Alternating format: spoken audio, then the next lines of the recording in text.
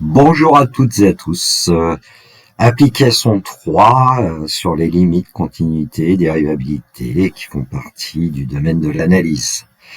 Dans le descriptif de la vidéo, vous trouverez un énoncé corrigé joint en format PDF. L'application 3, la fonction petit f est définie sur grand R par si x égale 0, alors f de x égale 0, sinon f de x est exponentielle de moins 1 sur x. Question 1, montrer que la fonction petit f est continue à droite en 0. Question 2, la fonction petit f est-elle dérivable à droite en 0 justifiée.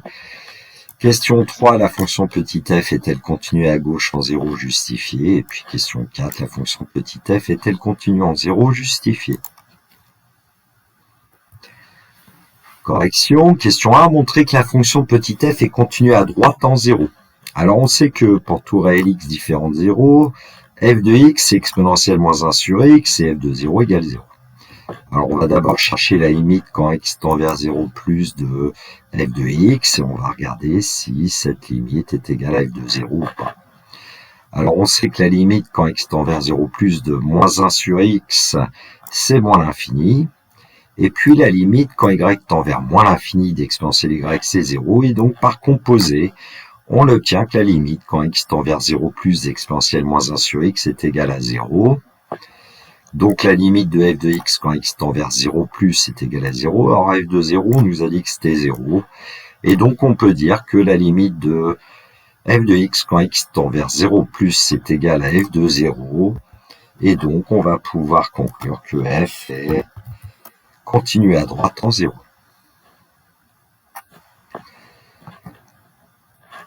Question 2, la fonction petit f est-elle dérivable à droite en 0 ? Justifié. Alors pour tout réel x de l'intervalle 0 plus infini, ouvert en 0, on est bien à droite de 0, on pose g de x égale f de x moins f de 0 sur x moins 0, le taux de variation de la fonction f entre 0 et x, et la question c'est la fonction g a-t-elle une limite finie en 0 plus ? Alors, pour tout réel x strictement positif, g de x, c'est exponentielle moins 1 sur x moins 0 sur x moins 0, c'est-à-dire exponentielle moins 1 sur x divisé par x. Et puis, j'ai utilisé la petite astuce qui consiste à dire que diviser par nombre, c'est multiplier par son inverse.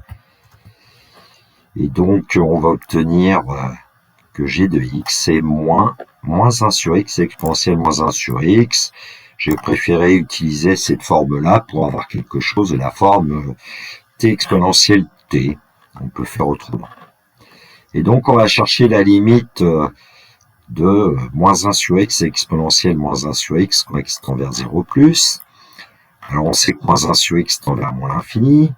Et puis, la limite quand y tend vers moins l'infini d'exponentielle y, c'est 0 d'après le cours. C'est exponentielle y qui l'emporte sur y.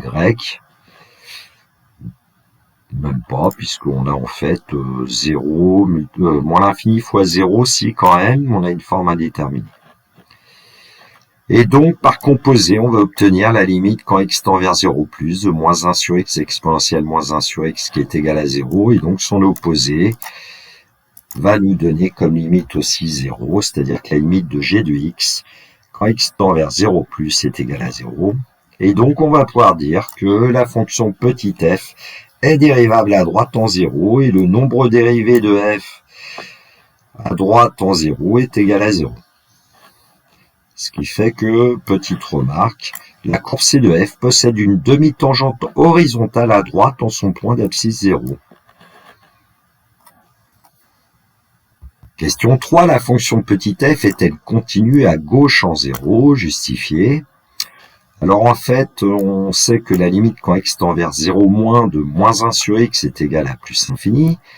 Et la limite quand y tend vers plus infini d'exponentielle y est égale à plus infini. Donc par composé, on va obtenir que la limite quand x tend vers 0 moins de exponentielle moins 1 sur x est égale à plus l'infini. Donc la limite quand x tend vers 0 moins de f de x est plus l'infini. Et donc on peut dire que la fonction f n'est pas continue à gauche en 0. Question 4, la fonction f est-elle continue en 0 justifiée ? Comme la fonction f n'est pas continue à gauche en 0, donc la fonction f n'est pas continue en 0, un complément, la courbe représentative de f, obtenue à l'aide du logiciel GeoGebra. Alors j'ai indiqué une asymptote verticale d'équation x égale 0, puisque la limite en 0 moins de f, c'est plus l'infini. Vous pourrez essayer de démontrer que la limite de la fonction f en plus l'infini comme en moins l'infini, c'est égal à 1, et donc la droite d'équation y égale 1 est asymptote à la courbe en moins l'infini comme en plus l'infini. Et j'ai indiqué au point O d'abscisse 0 la demi-tangente horizontale. Alors c'est pas forcément évident qu'il y ait une demi-tangente horizontale ici, donc on va aller regarder un peu ce qui se passe au voisinage de 0 plus à l'aide du logiciel GeoGebra. Petite cerise sur le gâteau, donc la figure avec GeoGebra, la courbe représentative de petit f, un point M d'abscisse T d'ordonnée f de T, et puis la tangente TM que j'ai tracée, point M, la pente ou la question directeur de la droite TM, c'est le nom qu'on voit ici écrit, petit m,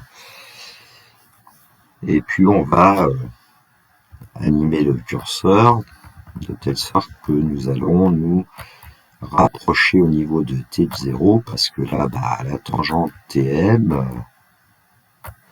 elle est loin d'être horizontale, mais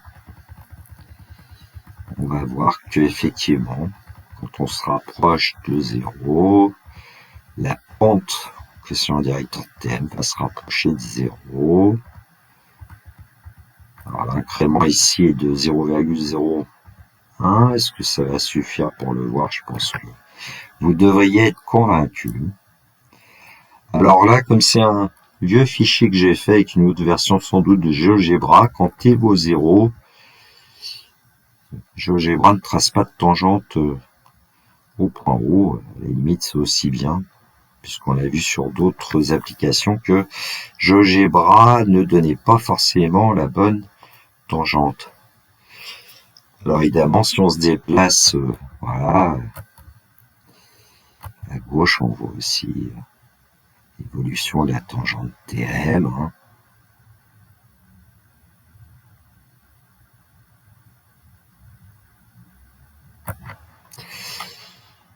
Petite animation peut-être pour un peu mieux voir ce qui se passe au voisinage de 0.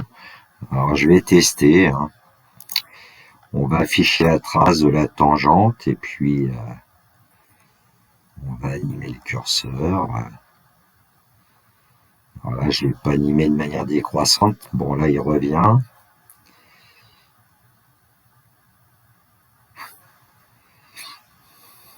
Pas facile de voir. Bon, j'ai créé une autre figure. C'est une sorte de zoom. On va mieux voir quand même que la tangente TM, quand le point M va se rapprocher du point O, se rapproche de l'axe des abscisses. Voilà, doucement. Je pense que là, vous devriez pouvoir le constater. Voilà, la correction de cette application 3 est terminée pour moi. Je vous souhaite une belle journée, prenez bien soin de vous, que la force soit avec les futurs étudiants.